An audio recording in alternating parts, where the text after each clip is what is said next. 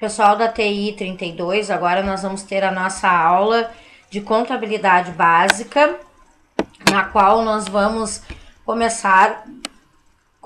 dar continuidade ao slide 11 da apostila, que eu estou enviando agora ela completa para vocês.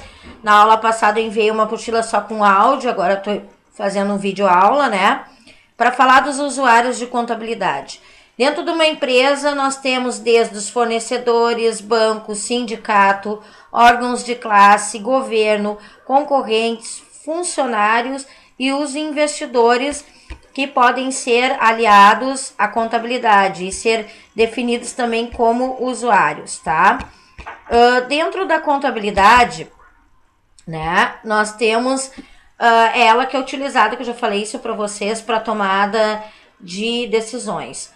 Os investidores é aqueles que vão querer ver o relatório contábil para identificar a situação econômica financeira da empresa. Por isso que eu falei na última aula, no áudio, que ela é utilizada para ajudar o administrador na tomada de decisões.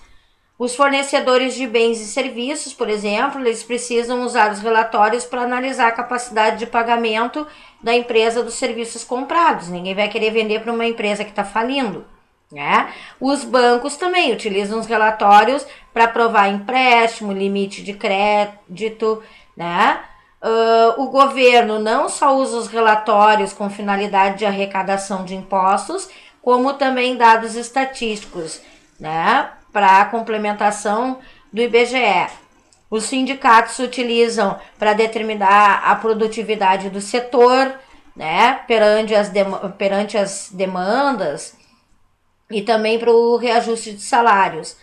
E outros interessados, os funcionários, para saber se a empresa vai ter condições ou não de pagar o salário no fim do mês e assim por diante. A contabilidade, ela pode ser para a pessoa física ou para a pessoa jurídica. A pessoa física é a pessoa natural, é todo ser humano, é todo indivíduo, sem qualquer exceção.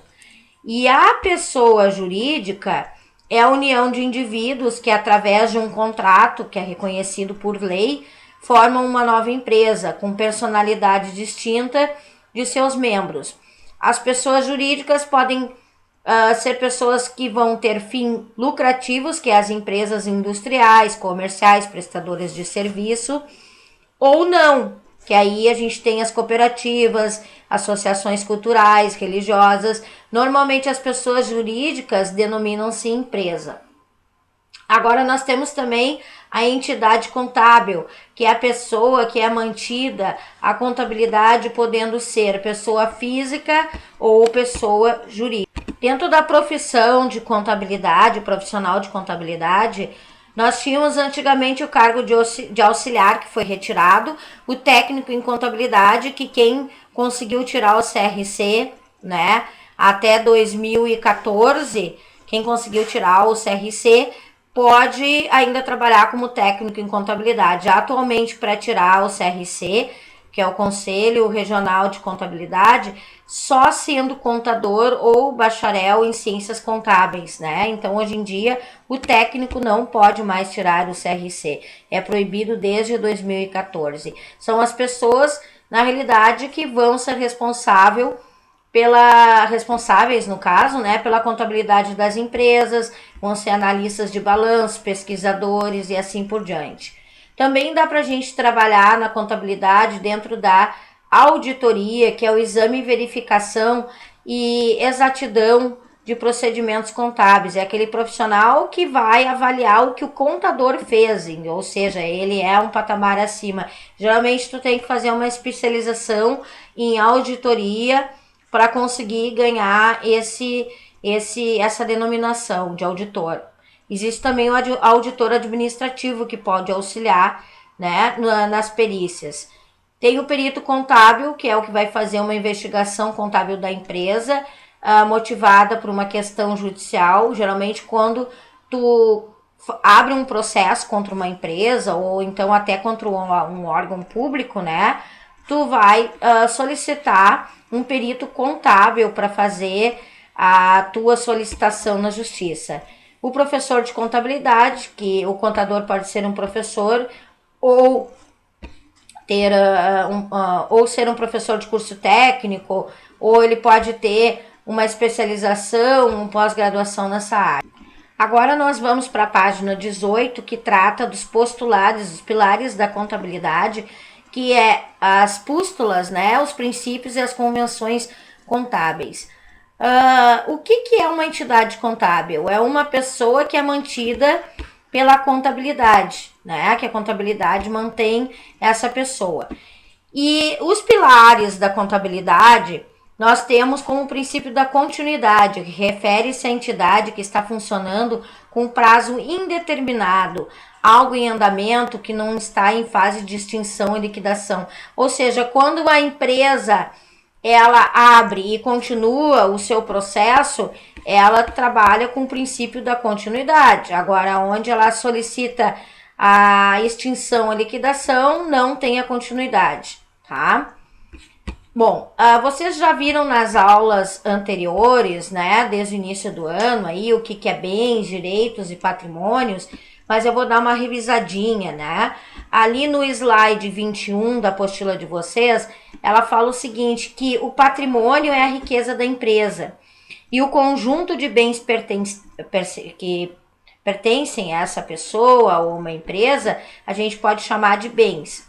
Os valores e os direitos a receber, a gente chama de direitos. E as contas a pagar, as dívidas que a empresa tem, são as obrigações. Nós temos o patrimônio representado do lado esquerdo, são os bens e os direitos do balanço, né? Que é o que eu tenho a receber.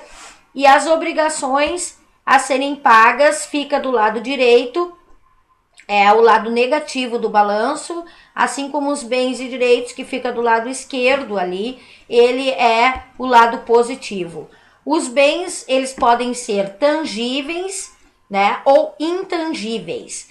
Os bens tangíveis é tudo aquilo que a gente vê, que a gente toca, que tem forma física, que é palpável. Exemplo, veículos, imóveis, estoques de mercadorias, dinheiro, móveis, utensílios, ferramentas, tá? E assim por diante. E os bens intangíveis, eles não são palpáveis, a gente não pode ver, mas a gente pode mensurar. Por exemplo, uma marca como a Coca-Cola, a gente tem como mensurar a marca Coca-Cola, né? Patentes de invenção, o direito exclusivo de explorar essa invenção, a Coca-Cola, tem a sua fórmula guardada a 7 chaves, né? Então, essa patente é que vai utilizar, né? Dentro da contabilidade como um bem intangível. Ele é um bem que não pode ser mensurado. Depois nós temos ali no slide 24 da apostila de vocês um exemplo, né, mostrando a Companhia Goiana tem os seguintes bens. Os bens tangíveis, que são os edifícios, que também podem ser conhecidos como imóveis, R$180 mil, os móveis e utensílios R$90 mil, veículos R$110 mil, máquinas 400, terrenos 900 mil. E as patentes ali aparecem como 150 mil como bens intangíveis, né? Então, soma um total entre bens tangíveis e intangíveis de 1.830.000, né? Nós temos ali. Depois, nós temos um outro slide que fala dos direitos, né? Toda vez que tu deposita o dinheiro no banco, tu tem o direito de ir lá e sacar. Então, banco depósito 680, duplicatas a receber, que são as vendas que vocês fazem a prazo, mais conhecido também como clientes, a gente pode utilizar esse termo clientes na contabilidade. Os títulos a receber, que são as antigas notas promissórias, e os aluguéis a receber. São exemplos de direitos. Então, se tu deposita o dinheiro no banco, tu tem direito de ir lá e sacar. Uma duplicata, o cliente foi lá, comprou a prazo, tu tem direito de cobrar dele no final do mês, né? E as duplicatas, tu tem direito de resgatar esses títulos. E os aluguéis também, né? Que tu bota aluguéis à disposição da tua empresa, que tu aluga, aí para terceiros também é uma forma de renda de patrimônio para tua empresa. O último que eu vou falar hoje é as obrigações né? As obrigações é as dívidas que vocês têm com terceiros, com outras pessoas. Exemplo, empréstimos a pagar, contas a pagar, impostos a pagar, salários, duplicatas a pagar. Sempre que vier a palavra a pagar, ele é obrigação. E detalhe, eu ainda não paguei, eu estou provisionando. O que é provisionando? Eu estou vendo como eu vou pagar esse valor. Então, por isso a palavra pagar, essa conta, depois vocês vão ver que é uma conta de passivo. Toda vez que eu coloco a palavra a pagar, é que eu ainda vou pagar, eu não estou pagando, tá? A gente vai ficando por aí. Na próxima aula eu já vou entrar no ativo, passivo e patrimônio líquido, tá? Porque eu vi que teve alguns alunos que tiveram dificuldade de acompanhar na apostila anterior, então vou dar algumas dicas, né, em relação a isso. Não se esqueçam da nossa conversa online semana que vem. Desculpa, né, se tiver algum erro, que eu não tô editando vídeo, eu tô rolando direto, tá? Então vai ter aí algumas falhas, né? Desculpa a minha. E era isso, pessoal. Bom final de semana a todos. Beijos.